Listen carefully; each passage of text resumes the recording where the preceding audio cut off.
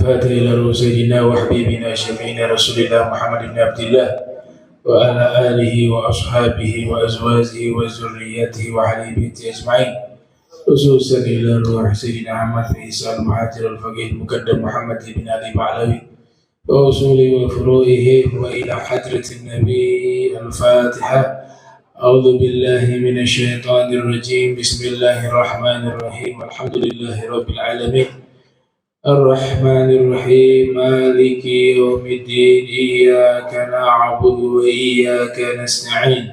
اهدنا الصراط المستقيم صراط الذين أنعمت عليهم غير المغضوب عليهم ولا الضالين. آمين. Assalamualaikum warahmatullahi wabarakatuh. Alhamdulillahi rabbil alamin. Bismillah, masya Allah, la yasrukul khair illallah. Bismillah, masya Allah, la yasrifu su' illallah. Bismillah, masya Allah, ma kana min ni'matin fa min Allah. Bismillah, masya Allah, la hawla wa la quwwata illa billah. Allahumma salli wa sallim ala sayyidina Muhammadin al-fatih lima ughliq wal khatim lima sabaq wa nasiril haq bil haq wal hadi ila siratikal mustaqim wa ala alihi wa sahbihi haqqa qadrihi wa miqdarihi al-azim. Amma ba'du.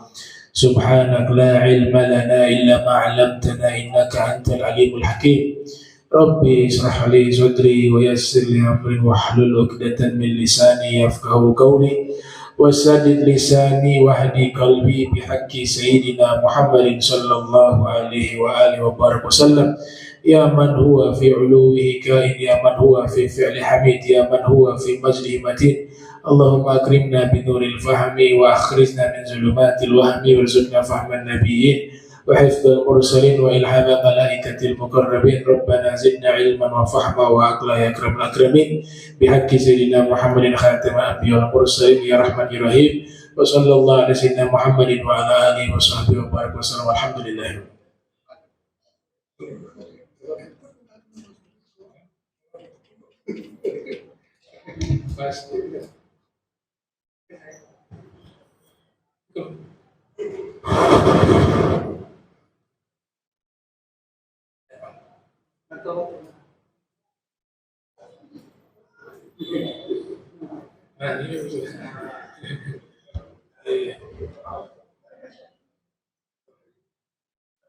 Alhamdulillah. Alhamdulillah rabbil alamin. Segala puji bagi Allah, salawat salam senantiasa tercurahkan kepada junjungan mulia Nabi tercinta Sayyiduna wa Maulana Muhammad sallallahu alaihi wasallam beserta segenap keluarga beliau, sahabatnya dan umatnya. Kita masih membahas tentang kisah-kisah para nabi, melanjutkan pertemuan kita yang terdahulu terkait kisah Nabi Musa alaihissalam. Al-Musannif melanjutkan satu bab muhawaratun baina Musa wa Fir'auna fi rububiyatillahi ta'ala.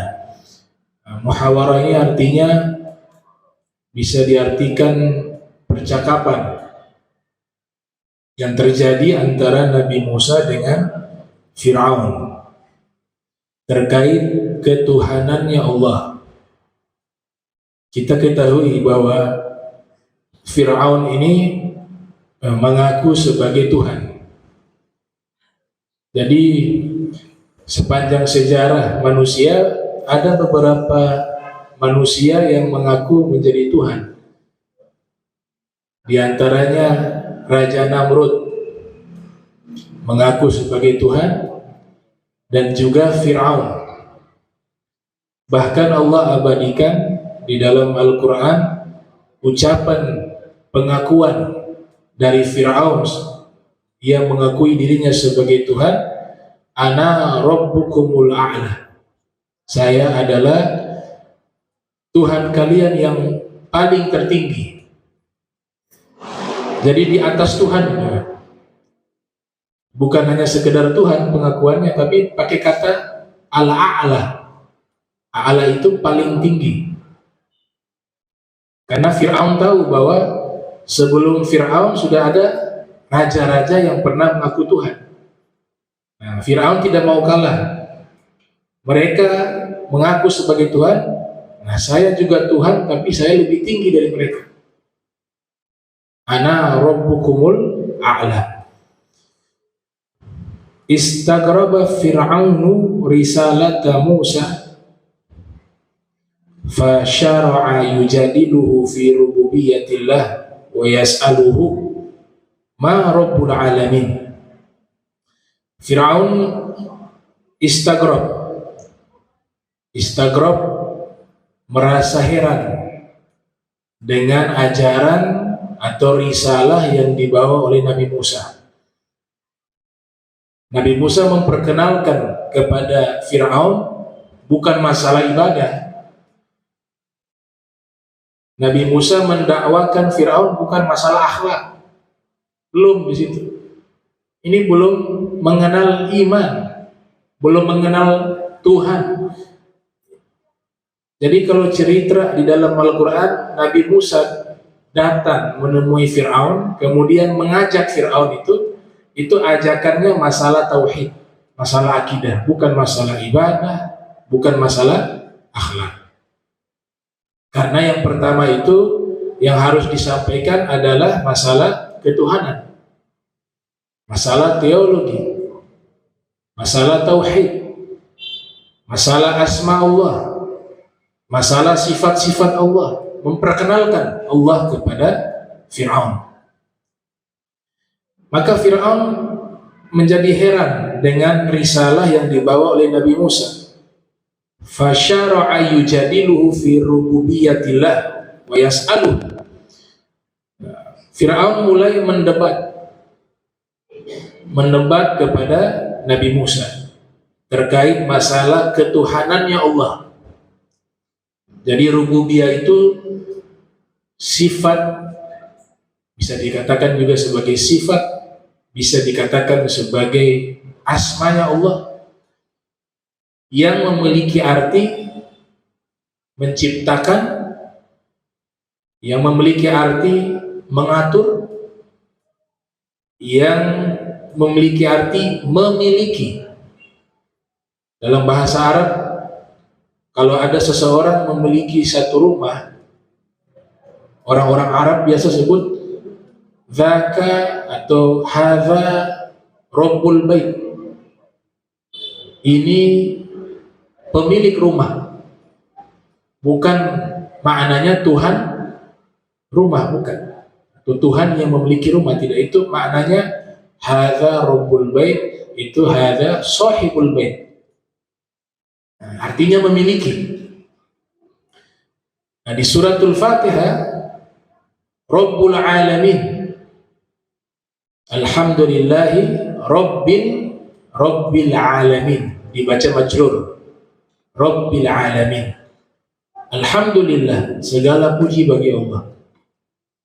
Nah, di sini alif lam, para pakar bahasa Arab menyebut dengan alif lam istighraq. Artinya alif lam ini memiliki makna kullu. Jadi seluruh pujian milik Allah. Di sini tidak menggunakan sifat. Allah tidak mengatakan Alhamdulillahirrahman. Ar-Rahman juga namanya Allah. Atau Alhamdulillahirrahim. Atau Alhamdulillahazim. Tapi sebut namanya langsung. Alhamdulillah, segala puji bagi Allah. Kenapa tidak menggunakan sifat, tapi yang digunakan namanya, agar tidak terlintas di benaknya makhluk bahwa yang mulia itu sifat-sifatnya Allah. Tidak. Tapi seluruh kemuliaan itu yang mulia zatnya Allah. Karena zatnya Allah itu mulia, maka seluruh sifatnya ikut menjadi mulia. Maka digunakan nama di situ. Para ulama membagi pujian ada 4. Ada al-Qadim lil-Qadim. Pujian Allah kepada dirinya.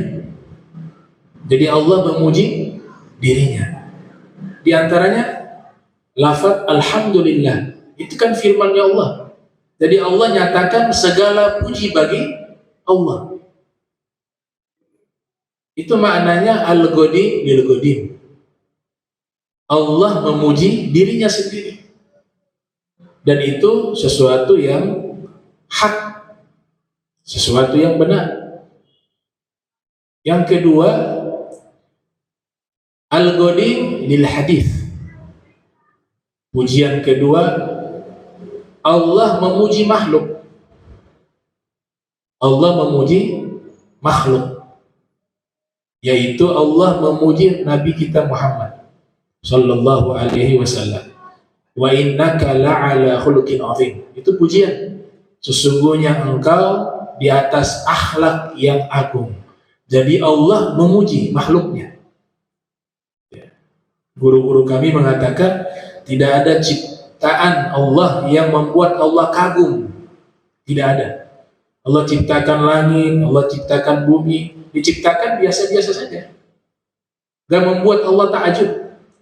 Allah menciptakan khalaqal jibal wa khalaqal bihar wa khalaqas samawat wa khalaqal ard wa khalaqash syams wa khalaqal qamar.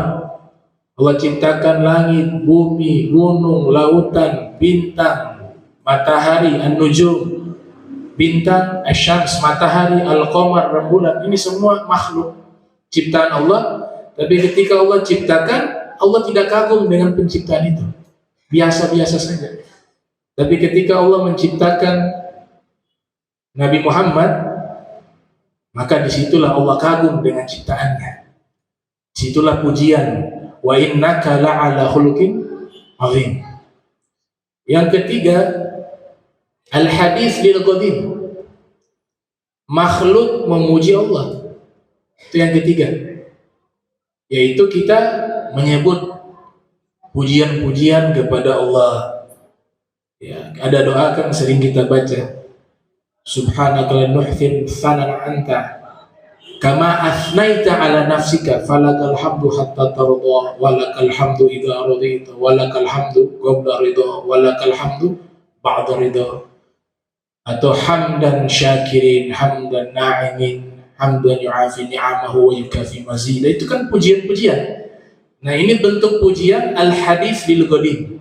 Pujian dari makhluk kepada Khaliq, kepada Sang Pencipta. Bentuk pujian yang keempat, al-hadis lil hadis. Makhluk memuji makhluk. Itu pujian dari makhluk kepada makhluk. Nah, jadi Rabbil Alamin di sini itu Allah menguasai alam semesta. Allah ciptakan alam semesta, Allah kuasai alam semesta, dan Allah atur. Jadi semua yang ada di alam semesta ini tidak lepas dari tadbirullah, pengaturan Allah subhanahu wa ta'ala. Kalau tidak ada pengaturan Allah di situ, pasti ada jadwal atau waktu tertentu yang matahari terlambat terbit, atau perputaran matahari keluar dari garis edarnya, atau perputaran bintang-bintang, bulan. Itu semua kalau tidak diatur akan berantakan, akan hancur. Jadi bukan berarti Allah ciptakan kemudian selesai sampai tidak. Allah ciptakan ini alam semesta, Allah atur, kemudian Allah Ta'ala memelihara itu. Itu yang disebut dengan Rabbul Alamin. Rabbul Alamin. Makanya guru disebut murabbi. Satu akar kata dengan kata Rabb. Jadi guru yang levelnya tinggi itu disebut dengan murabbi. Atau dalam bahasa Al-Quran, Rabbaniyin. Apa maknanya? Guru sejati, guru yang benar-benar disebut sebagai guru, Dia bukan hanya mengajar, tapi dia memelihara, dia mengatur, mendidik murid-muridnya menjadi orang yang baik. Itu disebut dengan murabbi. Laula murabbi ma'araftu rabbi. Ya, kalau bukan adanya murabbi, aku tidak mengenal Tuhan, aku tidak mengenal Allah. Ya, laula murabbi ma'araftu rabbi. Wa Zunnun al-Mithri mengatakan araftu rabbi bi rabbi. Laula rabbi ma'araftu rabbi. Ya, araftu rabbi bi rabbi, ini bahasa orang sufi. Zunnun al-Mithri. Araftu rabbi bi rabbi. Aku mengenal Rabbku, penciptaku. Araftu rabbi bi rabbi, dengan izin penciptaku. Laula rabbi ma'araftu rabbi. Kalau tidak atas kehendak Rabbku, aku tidak akan mengenal Rabbku. Araftu rabbi bi rabbi. Laula rabbi ma'araftu rabbi. Kemudian Fir'aun mendebat kepada Nabi Musa. Ma Rabbul Alamin, kata Fir'aun. Apa itu Rabbul Alamin? Fir'aun bertanya. Faqala Musa li Fir'auna wa hasyiyatihi Rabbus samawati wal ardi wa ma bainahuma in kuntum tudrikuna sirral qudrati al ilahiyati fihima. Nabi Musa menjawab, Rob itu adalah sang pencipta yang menguasai as-samawati, langit-langit, wal ardi, bumi, wa ma bainahuma, dan segala sesuatu yang ada di antara langit dan bumi. Jika kalian mengetahui rahasia kekuasaan sang pencipta Allah Subhanahu wa ta'ala pada penciptaan langit dan bumi. Ini kata ardun dalam Al-Quran disebut bumi, ardun. Juga dunia diistilahkan dengan dunia. Nah, kalau ardun bentuk fisiknya, ini bumi, itu bahasa Al-Qurannya ardun. Sifatnya bumi dunia, dari kata hina. Nah, jadi dunia itu sifat dari bumi. Nah, orang yang hidup di dunia tapi lupa kepada Tuhannya, maka dia telah hina ketika hidup di bumi, maka disebut dengan dunia. Dari kata dania, kehinaan. Terjadilah perdebatan. Ya. Faltafata Fir'aun ila man haulahu min atba'ihi. Nah, Fir'aun melihat kepada orang-orang yang ada di sekitarnya ketika Nabi Musa mengatakan yang namanya Tuhan itu yang menciptakan langit dan bumi. Ini sebenarnya ingin mematahkan argumentasi daripada Fir'aun yang mengaku sebagai Tuhan. Mengaku sebagai Tuhan tapi tidak bisa menciptakan langit dan bumi. Bahkan dalam bahasa Al-Quran diistilahkan, tidak perlu kau ciptakan langit bumi terlalu besar. Ciptakan seekor nyamuk. Nyamuk, ya, sehebat apapun teknologi yang nanti dimiliki oleh manusia, sehebat apapun, secanggih apapun, tidak mampu menciptakan seekor nyamuk. Gak bisa. Itu sudah tantangan langsung dari Allah. Kalian gak akan bisa menciptakan seekor nyamuk. Coba kita lihat para ilmuwan. Mungkin sekarang di dunia yang namanya pembuatan robot, tetap tidak persis. Ada kekurangan. Nyamuk yang kecil, kata Allah, tidak akan mampu makhluk menciptakan seekor nyamuk, apalagi langit, apalagi bumi. Nah, itu menandakan bahwa kita bukan berposisi sebagai pencipta. Kita adalah objek dari sang pencipta, disebut dengan makhluk yang diciptakan. maka tidak akan mampu menciptakan sesuatu yang diciptakan oleh Allah. Tidak akan mampu, sekecil apapun itu. Nah, Fir'aun akhirnya dia ta'ajub dengan apa yang disampaikan oleh Nabi Musa. Di sini dibahasakan dengan kata jidal. Apa makna jidal? Berdebat. Ya. Orang yang berdebat itu hukumnya itu tidak mutlak dilarang. Ulama-ulama terdahulu banyak mereka melakukan perdebatan dengan beberapa syarat yang menjadi orang yang nanti dia berdebat niatnya itu untuk tawdihul haq, menjelaskan kebenaran. Di zaman Imam Fakhruddin Ar-Razi itu musimnya para ilmuwan saling berdebat, berdialog, berdiskusi. Bahkan Fakhruddin Ar-Razi yang lahir tahun 544 Hijriah, wafat 606 Hijriah, itu beliau melakukan rihlah ilmiah menghadapi para ilmuwan-ilmuwan untuk mengadakan debat terbuka, dan tidak pernah beliau mengalami kekalahan. Debat dengan ahli teologi, debat dengan tokoh-tokoh agama lain. Tujuannya satu, tawdih haq, menjelaskan kebenaran. Ini perdebatan yang semacam ini itu bukan satu hal yang tercela, tapi ada aturan. Tidak semua orang diizinkan berdebat. Yang pertama, orang tersebut harus memiliki ilmu. Karena Imam Syafi'i sendiri menyatakan, ya, beliau lahir tahun 150, wafat 204 Hijriah, ma jadaltu aliman illa ghalabtuhu wa ma jadaltu jahila illa ghalabani. Saya kalau berdebat, kata Imam Syafi'i, dengan orang berilmu, saya bisa kalahkan orang berilmu tersebut. Sebagian nasakh mengatakan, ma jadaltu alfa alimin illa ghalabtuhu. Saya berdebat dengan 1000 orang berilmu, kata Imam Syafi'i, saya mampu kalahkan mereka.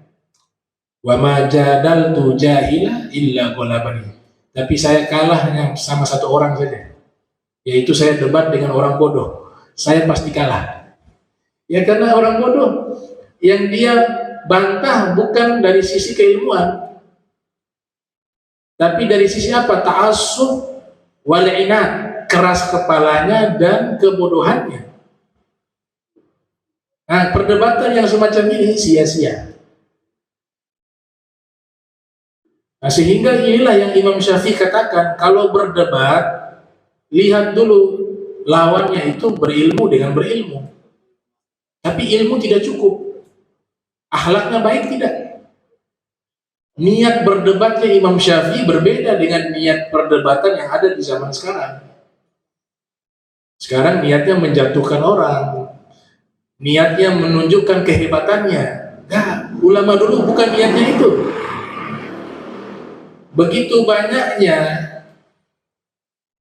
penyimpangan-penyimpangan pemikiran, mereka datang meluruskan itu. Makanya Imam Syafi'i punya niat di dalam debat. Beliau mengatakan, saya ingin sekali ketika berdebat dengan seseorang dalam masalah ilmu, kebenaran keluar dari lisan lawan saya, bukan dari diri saya. Sehingga saya akan terima kebenaran itu. Itu niat debatnya Imam Syafi'i. Setiap berdebat punya harapan, punya niat, kebenaran keluar dari lawannya. Kalau sudah disampaikan oleh lawannya itu adalah kebenaran, maka beliau terima. Berarti tujuan debatnya, dialognya itu apa? Mencari kebenaran. Kalau niatnya bukan mencari kebenaran, perdebatan ini tercela. Atau memunculkan permusuhan, itu juga tercela. Itu yang dimaksud oleh Imam Syafi'i, al-mira fil ilmi yurithul yurithu ghaswatal ghalab wa yurithu daghain. Perdebatan di dalam masalah ilmu yang tadi, tapi niatnya tidak baik, itu mewarisi kerasnya hati dan memunculkan dendam dan permusuhan. Nah, ini tidak baik. Makanya disifati orang kalau mau dialog, mau debat, itu para nabi. Kita lihat Firaun mendebat Nabi Musa. Nabi Ibrahim juga pernah berdebat dengan Namrud. Yang mereka lakukan itu perdebatan yang terpuji, karena tujuannya menjelaskan kebenaran, tawdihul haq.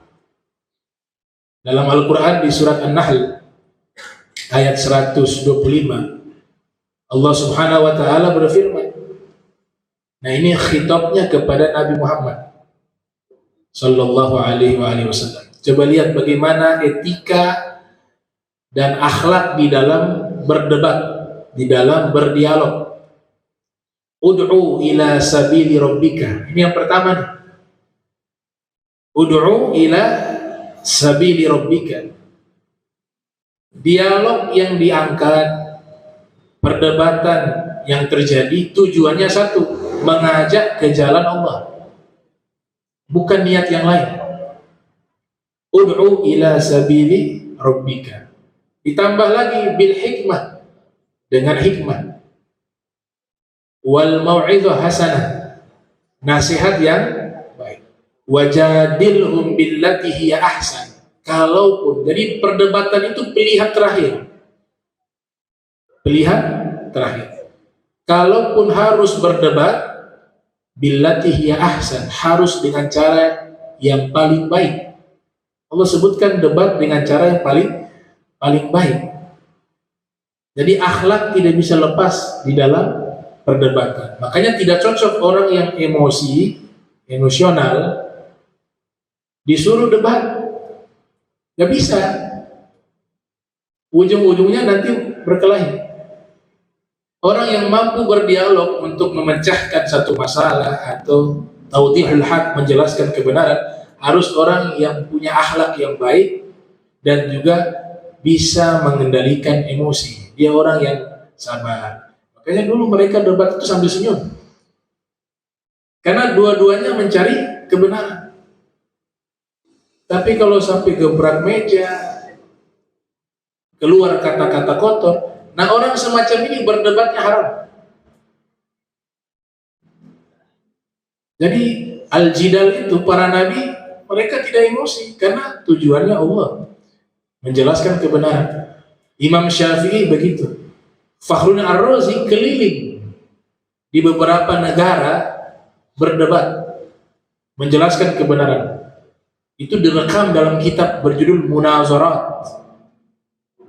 Nama kitabnya Al-Munazarat, kumpulan diskusi dan perdebatan Al-Imam Fakhrul Ar-Razi, salah satu imam besar di dalam mazhab Ahli Sunnah wal Jamaah, yang lahir tahun 544 Hijriah, wafat 606 Hijriah. Itu tujuannya mencari kebenaran. Jadi syaratnya dia harus mengajak ke jalan Allah, kemudian punya hikmah. Nah, ini menarik nih kata hikmah, al-hikmah. Jadi kalau orang yang tidak punya hikmah, jangan dia berdebat. Akhirnya kebenaran itu jadi salah.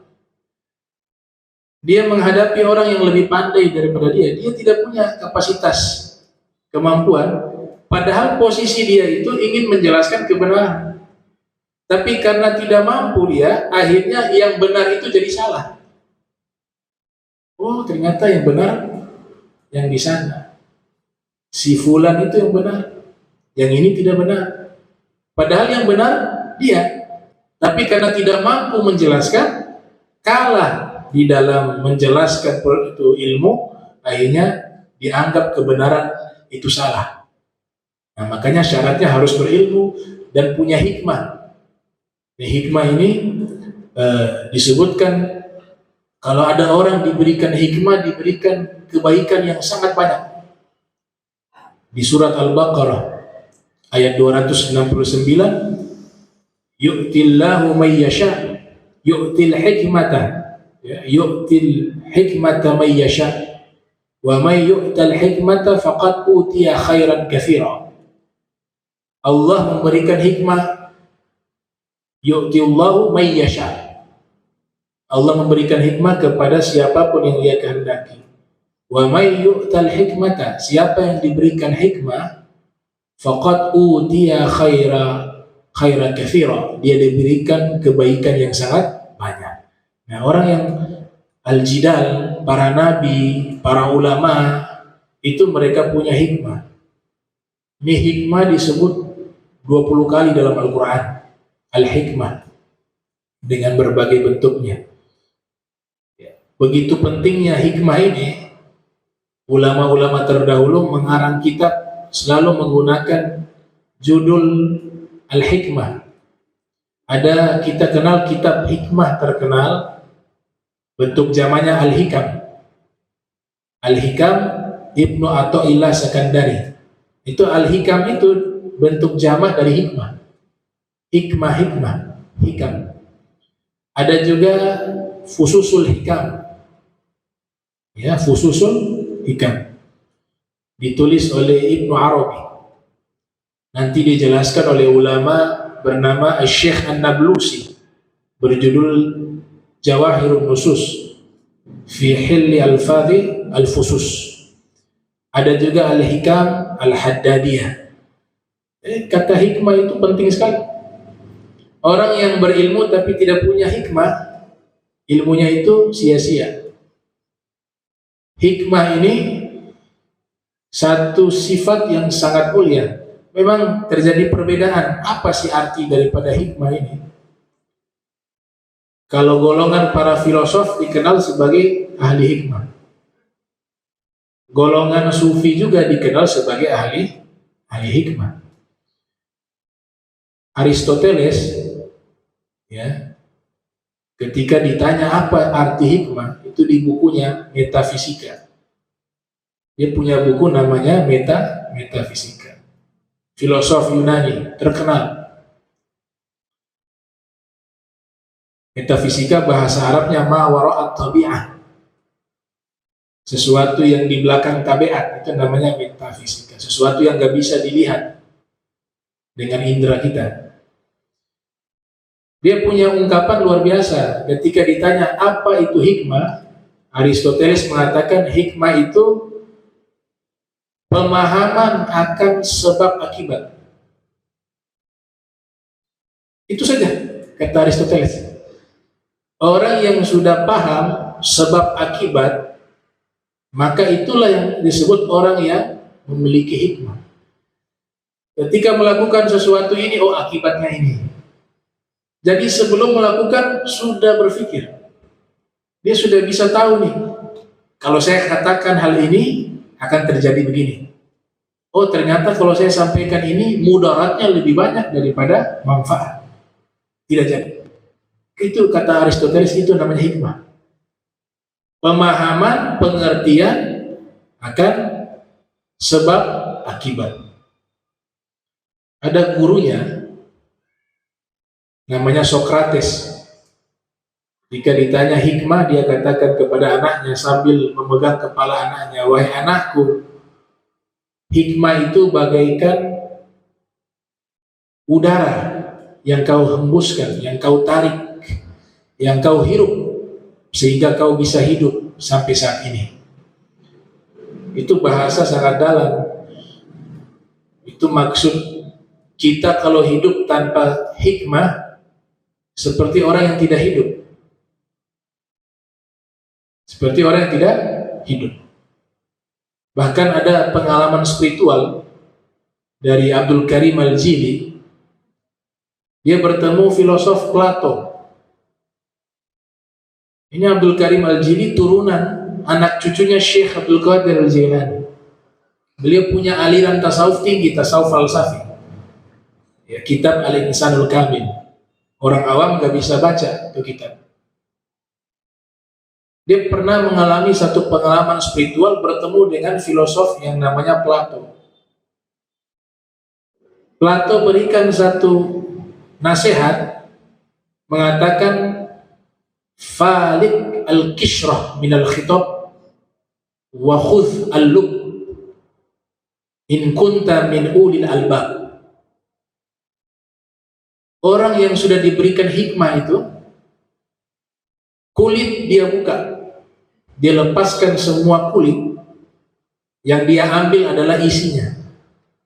Jika kamu termasuk orang-orang yang memiliki pemikiran yang jernih, akal yang sehat, dan pemikiran yang sangat mendalam dalam satu bimbingan Tuhan, disebut dengan ilham.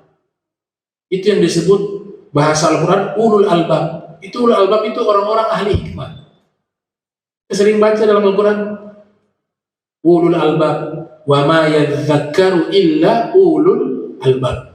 Orang-orang yang berisi pemikirannya, lub. Albab itu dari kata lub, isi. Jadi pemikirannya berbeda dengan orang awam. Orang awam melihat langit dengan orang yang diberikan hikmah beda. Orang awam melihat satu masalah dengan orang yang diberikan hikmah berbeda pandangannya. Itu dibilang kulitnya dilepas, ambil isinya. Kishrah. Ini pandangan para filosof. Tapi kalau hikmah menurut paradigma para mufassirun, para ahli tafsir, itu kurang lebih saya hitung ketika menafsirkan kata hikmah. Kata hikmah ini kan Allah sebutkan 20 kali. Itu punya 10 makna. Kalau di surat Luqman, walaqad ataina Luqmana al-hikmah. Kami telah berikan kepada Luqman hikmah. Ibnu Katsir yang lahir tahun 700 Hijriah, wafat 774 Hijriah, ketika menafsirkan hikmah di situ ada 3. Al-fahmu wal ilmu wa ta'bir. Allah berikan kepada Luqman hikmah. Arti pertama hikmah al-fahmu, paham. Yang kedua ilmu. Yang ketiga at-ta'bir, mampu menjelaskan pemahamannya dan ilmunya. Ta'bir. Tafsiran yang lain mengatakan hikmah itu artinya as-sunnah. Sunnah Nabi Muhammad disebut dengan hikmah. Karena seluruhnya kebaikan. Seluruhnya kebaikan. Seluruhnya ilmu. Huwallazi ba'atha fil ummiyina rasula minhum yatslu alaihim ayatih wa yuzakkihim wa yu'allimuhumul kitaba wal hikmah. Jadi kalau kata ada Alkitab dan setelah Alkitab ada kata hikmah di dalam Al-Quran, itu hampir seluruhnya atau mungkin seluruhnya itu artinya adalah sunnah. Alkitab, Al-Quran, as-sunnah, al-hikmah, as-sunnah. Makna yang kelima, hikmah di dalam Al-Quran artinya al-isobatu fil gaul wal fi'l. Ucapan dan perbuatannya selalu pada porsi yang tepat. Ini tidak mudah. Dia katakan sesuatu itu pas. Tindakannya juga itu selalu pas pada porsinya yang tepat. Itu istilah disebut wad'u syai'in fi makani. Selalu menempatkan sesuatu pada tempatnya. Itu disebut juga dengan al-hikmah.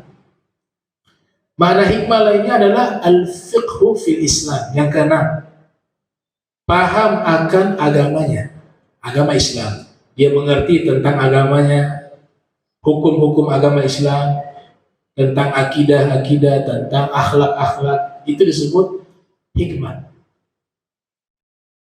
Yang ketujuh, hikmah disebut an-nubuwah, kenabian.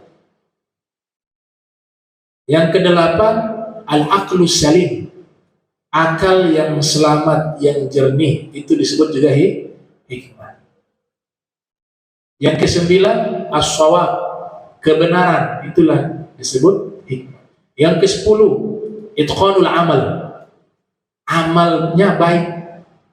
Kalau melakukan sesuatu selalu sempurna. Nah, ini ada 10 tafsiran kata hikmah di dalam Al-Quran.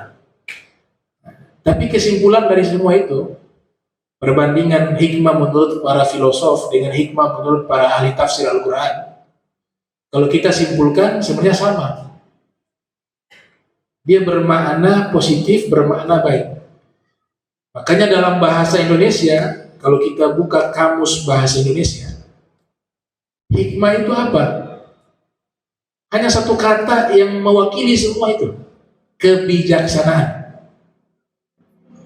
Ini tidak berlawanan dengan definisi dari para filosof dan para mufassirun. Karena orang yang bijaksana itu pasti berilmu, pasti punya pemahaman yang baik, pasti perbuatan dan ucapannya selalu tepat sasaran, pasti paham akan agamanya, pasti berakhlak, pasti akalnya selamat, pasti tahu sebab akibat.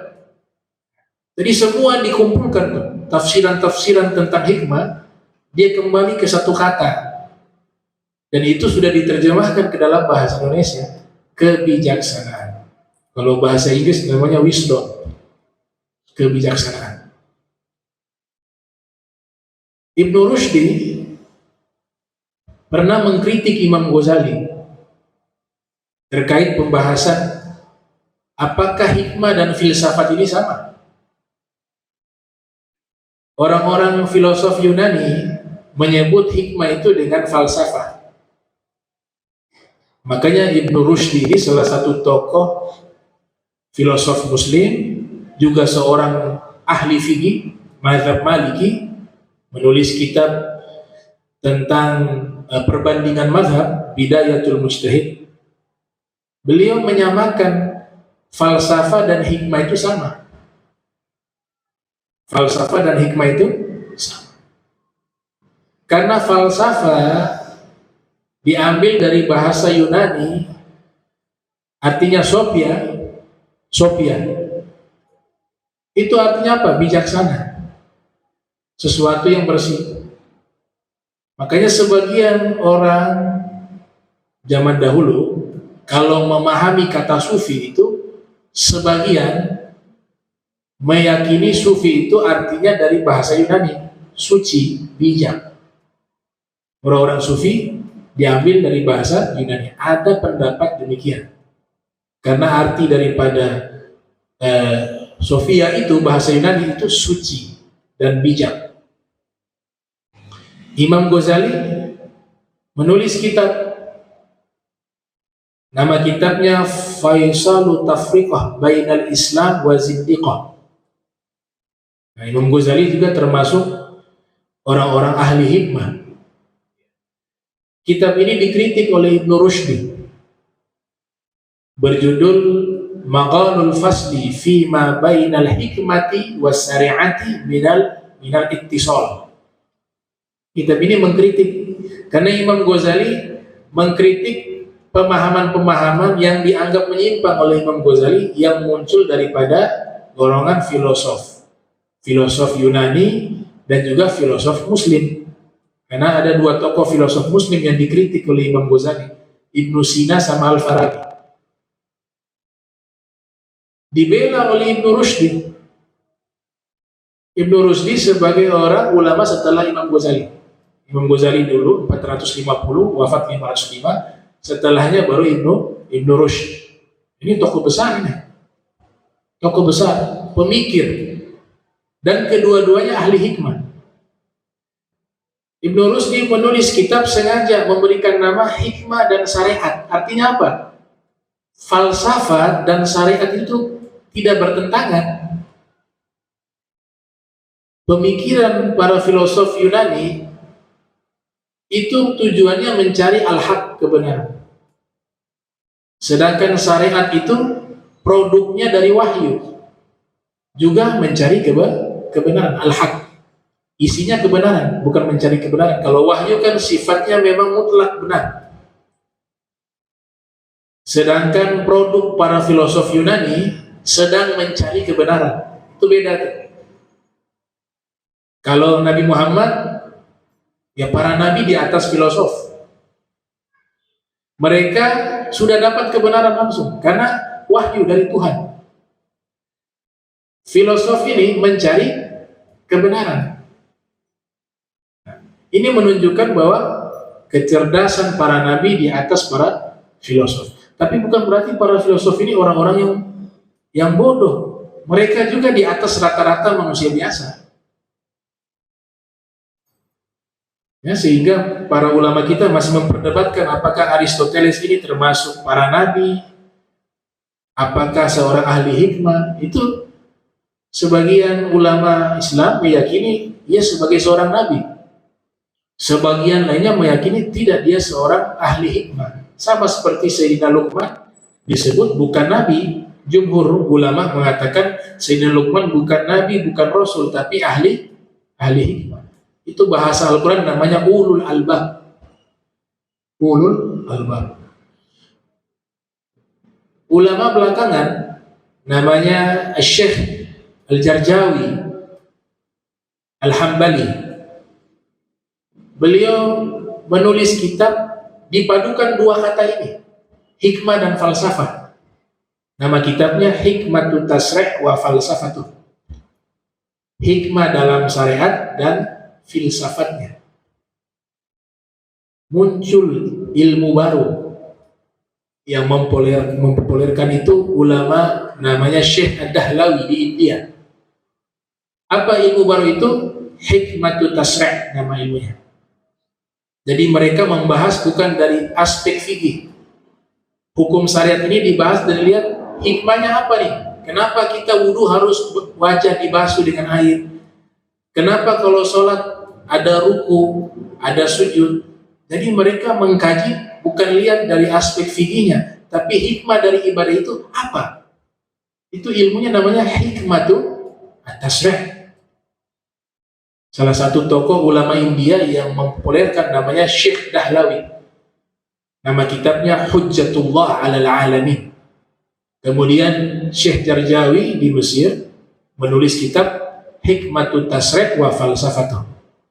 Nah, berarti hikmah, filsafat tujuannya sama, mencari kebenaran. Tapi bedanya kalau yang sudah beragama kita nih, Muslim, tidak perlu repot lagi pikir. Semua sudah dikabarkan di dalam Al-Quran, di dalam hadis Nabi. Surga seperti apa, Tuhan bagaimana sifat-sifatnya. Tapi para filosof sedang mencari itu. Itu sudah dapat sekarang. Sisa kita imani, kita yakini, kita laksanakan perintahnya. Itu yang disebut keselamatan. Nah, jadi itu hikmah antara pandangan para filosof dengan para mufassirun. Nah, Imam Ghazali terakhir saya tutup. Nah, Imam Ghazali mengajarkan. Jadi ada hikmah yang sifatnya itu ilham. Ilham ya. Jadi Allah berikan namanya gift kepada dia, pemberian khusus. Kalau bahasa agama namanya wahbiyah.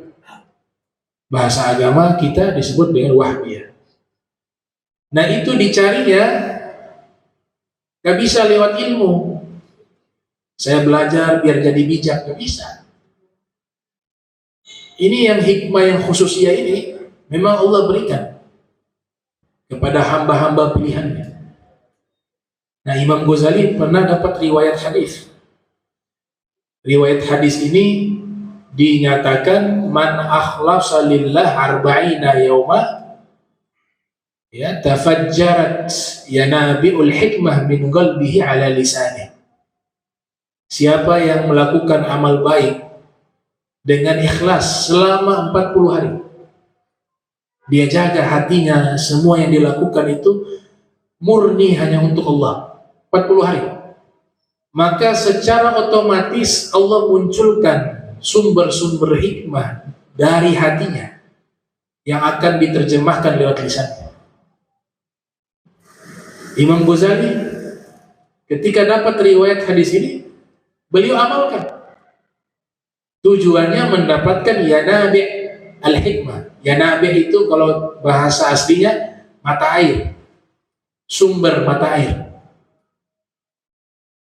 40 hari Imam Ghazali riyadhah, mujahadah, menjaga hatinya. Semua amal baik yang dilakukan dia jaga, jangan sampai niatnya itu tidak baik. Semuanya niatnya karena Allah. Wa ma umiru illa liya'budullaha mukhlishina lahud-dina hunafa. Dijaga. Sampai akhirnya 40 hari berhasil Imam Ghazali lalu itu. Tapi tidak merasakan sesuatu yang memunculkan hikmah, itu tidak ada. Biasa-biasa saja. Kok tidak ada perubahan? Sedangkan hadis tidak mungkin salah menurut Imam Ghazali. Nabi katakan 40 hari ikhlas ibadah karena Allah, berturut-turut 40 harinya Allah berikan dia sumber hikmah. Imam Ghazali tidak dapatkan itu. Maka dia mendatangi ba'dul arifin, sekelompok para wali-wali Allah, orang-orang yang mengenal Allah. Dia mengatakan, akhlastu lillah arba'ina yauman falam yatafajjar syai'un. Saya sudah berusaha ikhlas 40 hari melakukan amal baik, tapi gak ada sesuatu yang muncul. Sedangkan dalam hadis 40 hari keluar apa?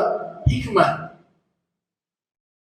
Maka dijawab oleh seorang arif billah, innama anta akhlasta lil hikmah walam tukhlis lillah. Kenapa kau tidak dapat hikmah tersebut atau sumber-sumber hikmah tersebut? Karena kau melakukan amal ibadah itu tujuannya mencari hikmah, bukan mencari Allah. Tapi kalau kau melakukan seluruh amal baik itu murni hanya untuk Allah, maka Allah akan berikan hikmah tersebut. Nah, ini namanya hikmah yang sifatnya wahbiyah, yang khusus. Ya, mudah-mudahan Allah berikan kita al-hikmah ya fi hayatina. Allahumma jam'ana hadza jam'an marhuma wa tafarraqna min ba'di tafarruqan ma'suma wa la taj'al minna wa la minna syakil mahruma. Subhanaka bihamdika asyhadu an la ilaha illa anta astaghfiruka wa atubu ilaik. Wassallallahu ala sayyidina Muhammadin wa ala alihi wa sahbihi wa barik wasallam wa la minkum. Wassalamualaikum warahmatullahi wabarakatuh.